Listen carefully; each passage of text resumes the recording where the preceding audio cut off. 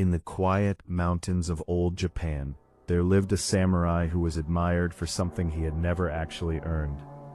People saw intelligence in his eyes, possibility in his posture, and promise in the way he spoke about the future. Even as a boy, others would tell him that he had potential, and at first those words felt like a blessing. They sounded like destiny itself, whispering his name.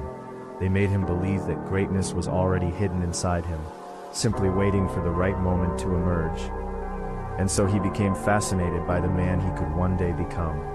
He imagined himself as a legendary warrior, standing victorious on battlefields, earning the respect of masters, walking through the village as people bowed in admiration. These visions were vivid, so vivid that they felt real. He could see the armor, hear the cheers, feel the weight of the sword in his hand. And every time he imagined this future, he felt something powerful, satisfaction, as if he had already accomplished it. That was the beginning of his addiction. Because potential is a dangerous thing. It can inspire action, but it can also become a trap. The samurai slowly fell in love with possibility itself. He loved imagining what he could become more than he loved the painful process required to become it. Every fantasy gave him the emotional reward of success without demanding the effort of discipline. Why suffer through failure when he could simply dream of mastery? Why struggle through awkward beginnings when in his mind he was already extraordinary? So while others trained, he imagined. While others failed and learned, he perfected victories inside his thoughts. While others built reality, he built fantasies. And the cruelest part was that from the outside it looked harmless. He still spoke like someone ambitious. He still studied ancient teachings. He still discussed discipline, focus, sacrifice, and greatness as if they were part of his life. He knew all the right words. He understood every principle. He could explain the path to success better than many who were walking it. But understanding the road is not the same as walking it. And slowly, the gap between who he imagined himself to be and who he actually was grew. At first he did not notice. Then he noticed and ignored it. Then he noticed and feared it. Because deep inside he knew the truth. His imagined future self was growing stronger every day. But his real self was standing still. And still he could not stop. The fantasies had become too comforting. Each vision gave him temporary relief from reality. Every imagined victory allowed him to avoid the discomfort of beginning.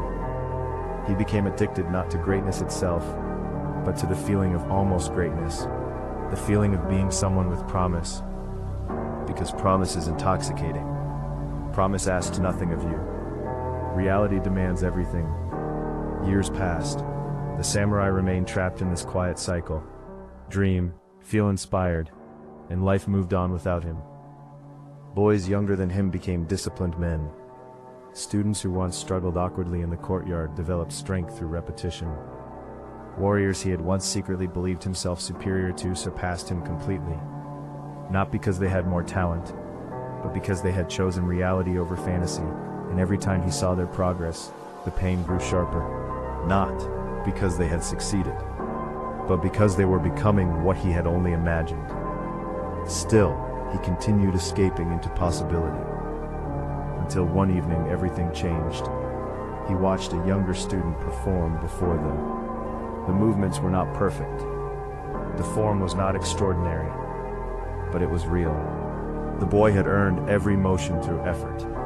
And as the master nodded with quiet approval, something inside the samurai broke. Because in that moment he realized a devastating truth. The younger student was not better because he had greater potential. He was better because he had stopped worshiping potential long enough to act. The samurai returned home in silence.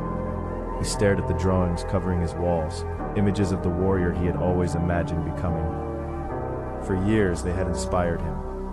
Now they accused him. Each sketch felt like a mirror reflecting the distance between dream and reality. And for the first time he understood. Potential had become his prison. He had mistaken imagination for progress. He had confused dreaming with becoming. He had spent years feeding a fantasy while starving his future.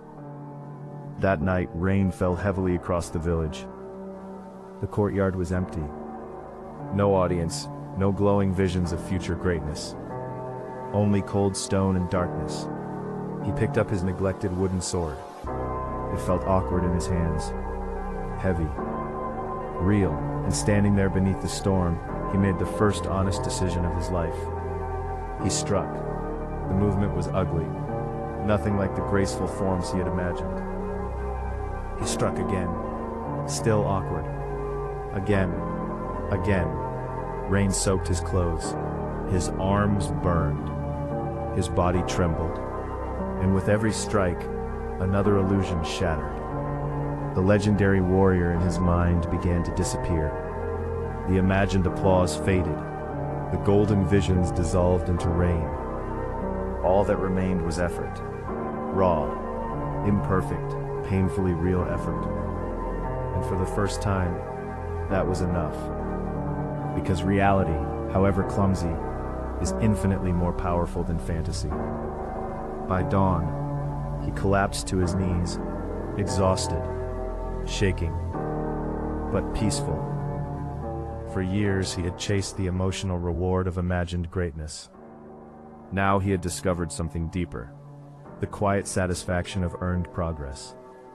From that day forward, he stopped worshiping who he could become, and began building who he was. No more fantasies, no more emotional shortcuts, no more addiction to possibilities. Sometimes in rain, sometimes in snow, sometimes beneath the burning sun. And slowly, painfully, beautifully, he changed. Not all at once, not dramatically, but truly.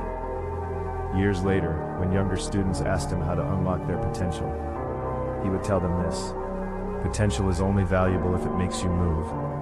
Then he would pause and add, if imagining your future feels better than working for it, your dreams have become your prison. And that is the danger many never escape. There are countless people who fall in love with who they could become.